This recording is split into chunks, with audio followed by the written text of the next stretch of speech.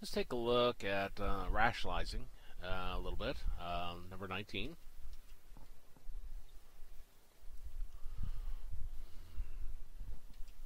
We've got square root of x minus 2 and square root of x plus 3. Now, it basically just says simplify.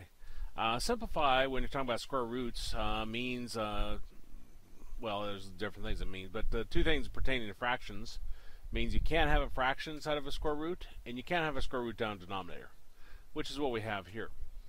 If you do have a square root down in the denominator, then you can multiply the top and bottom by the conjugate of the bottom. Now, when I say conjugate, the first and the second are the same. See how this is square root of x, this is square root of x, this is 3, and this is 3? But the sign in the middle changes. So it goes from positive, and this is a negative. And whatever you multiply by the bottom, you have to multiply by the top. Well, up on top, if I multiply these together, I'm going to take square root of x times square root of x. I'll take square root of x times negative 3, so negative 3 square root of x. Negative 2 times square root of x, so negative 2 square root of x. And negative 2 times negative 3, right there.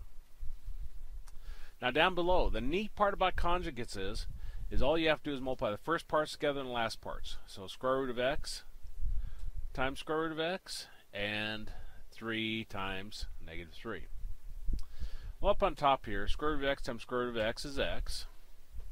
And these radicals are the same, so I can add the numbers that are in front. Negative 3, negative 2 gives me a negative 5 square root of x. Negative 2 times negative 3 gives me a positive 6. Down below here, square root of x times square root of x is x. And 3 times negative 3 gives me a negative 9. Now, if you don't recognize their conjugates, and what conjugates do in terms of multiplication, it does not matter. If you went ahead and multiply everything together, you're going to find your middle parts will drop away anyway. So our answer looks like D is in David. Double check that.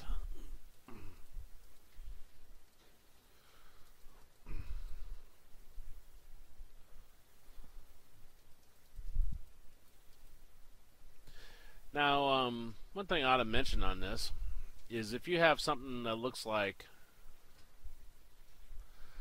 just a single square root. Now you handle different indexes with the different steps, but when you got square roots here, you don't multiply by the conjugate. I mean, you could, but what you basically do is multiply times just the square root of x, and you also multiply the top part by it. So that'd give us 3 square root of x over x.